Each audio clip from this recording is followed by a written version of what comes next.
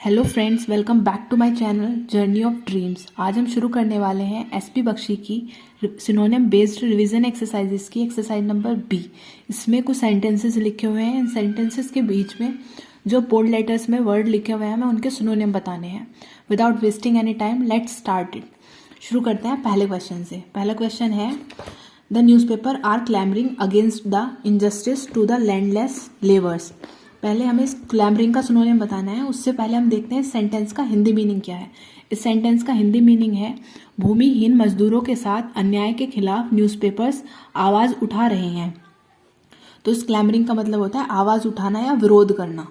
तो देखते हैं इसमें से इन चारों में से इसका सिनोनिम क्या हो सकता है। Protesting, noising, complaining, demonstrating. इसका सिनोनिम होगा प्रोटेस्टिंग, क्योंकि प्रोटेस्टिंग का मतलब होता है विरोध करना, और नॉइजिंग का मतलब होता है शोर मचाना, कंप्लेनिंग का मतलब होता है शिकायत करना, और डेमोन्स्ट्रेटिंग का मतलब होता है दिखाना। तो इसका मोस्ट अप्रोप्रिएट सिनोनिम होगा प्रोटेस्टिंग। नेक्स्ट देखते हैं question number 2। Honest officers find it difficult to attune themselves to corrupt bureaucracy. तो इसमें अट्यून का सिनोनिम बताना है। उससे पहले हम देखते हैं इसका इस सेंटेंस का हिंदी मीनिंग क्या है। ईमानदार ऑफिसर्स ने खुद को करप्ट ब्यूरोक्रेसी के साथ एडजस्ट करना मुश्किल पाया। अट्यून का मतलब होता है एडजस्ट करना। तो देखते हैं चारों में से इसका क्या सिनोनिम हो सकता है। Tune, adapt, harmony, accusation. इसका सिनोनिम होगा अडेप्ट। ट्यून नहीं हो सकता। हार्मनी का मतलब होता है शांति। एक्यूजिशन का मतलब होता है दोषारोपण करना। नेक्स्ट देखते हैं the 5-day week in government office is bound to benefit the jaded office goers. तो इसमें जेडेड का मतलब बताना है। उससे पहले देखते हैं इसका हिंदी मीनिंग क्या है। गवर्नमेंट ऑफिस में 5 दिन सप्ताह से थके हुए ऑफिस जाने वालों को बेनिफिट मिलना तय है। जेडेड का मतलब होता है थके हुए। तो देखते हैं रिफ्रेश्ड, रूटीन, फैटिग्ड और विगोरस में से क्या है इसका सिनोनियम। फैटिग्ड इसका मतलब भी होता है थके हुए। रिफ्रेश्ड नहीं हो सकता, रूटीन नहीं हो सकता, और विगोरस का मतलब होता है ऊर्जावान, तो ये भी नहीं हो सकता। अब नेक्स्ट देखते हैं the resignation of the CM is intriguing. तो उसका हिंदी मीनिंग है सीएम का रेजिग्नेशन उत्सुकता भरा है। इंट्रीगिंग का मतलब होता है उत्सुकता भरा, क्यूरियस। तो इसका एग्जैक्ट सिनोनिम होगा क्यूरियस। इंटरेस्टिंग, सीक्रेट, डिप्लोमेटिक, ये इतने परफेक्ट नहीं लग रहे हैं जितना क्यूरियस लग रहा है। अब नेक्स्ट देखते हैं 5th। There was no ostensible reason for her being angry at her husband's remarks. देखते हैं इसका हिंदी मीनिंग क्या है। अपने पति के रिमार्क्स से नाराज होने का कोई स्पष्ट कारण नहीं था। ऑस्टेंसिबल का मतलब होता है स्पष्ट, जो साफ साफ दिख रहा हो। तो देखना इसका सिनोनिम क्या हो सकता है। Hidden, covered, secret, apparent. तो इसका सिनोनिम होगा एपेरेंट। इसका मतलब भी होता है साफ साफ दिखना है, स्पष्ट दिखना। हिडन का मतलब छुपा हुआ होता है, कवर्ड का मतलब भी छुपा हुआ, और सीक्रेट का मतलब भी छुपा हुआ ही होता है। अब नेक्स्ट देखते हैं she upbraided the little girl who got frightened. तो देखना इसका हिंदी मीनिंग क्या होगा इस सेंटेंस का। उसने उस छोटी लड़की को डांटा जो डरी हुई थी। अपब्रेडेड का मतलब होता है डांटा, डांटना।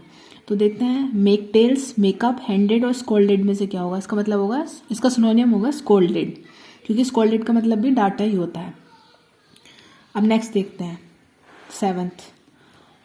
She is not seen even smiling these days, she is rather pensive. देखते हैं इस सेंटेंस का हिंदी मीनिंग क्या है। वह इन दिनों हंसती हुई भी नहीं दिखती है। वह विचारवान है या चिंतित है। पेंसिव का मतलब होता है विचारवान या चिंता में डूबे रहना। तो देखते हैं इसका सिनोनिम क्या हो सकता है। Sad, thoughtful, gloomy, black. तो इसका सिनोनिम होगा थॉटफुल, क्योंकि इसका मतलब भी विचारवान होता है।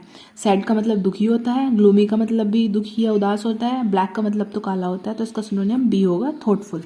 अब नेक्स्ट देखते हैं 8th। What meaning have you drawn from her tongue in cheek remarks. तो देखते हैं इसका हिंदी मीनिंग क्या है। उसके झूठे रिमार्क्स से आपने क्या मतलब निकाला है। ड्रॉन का मतलब होता है क्या निष्कर्ष निकाला है, एट लास्ट। तो और टंग इन चीक का मतलब होता है झूठे या कपटी। तो देखते हैं इसका सिनोनिम क्या हो सकता है। Deduced, induced, conduced, deduct. तो उसका मोस्ट अप्रोप्रिएट सिनोनिम होगा डिड्यूस्ड। इसका मतलब भी होता है निष्कर्ष निकालना। इंड्यूस्ड का मतलब होता है प्रेरित करना, और कंड्यूस्ड का मतलब होता है संचालित करना। अब नेक्स्ट देखते हैं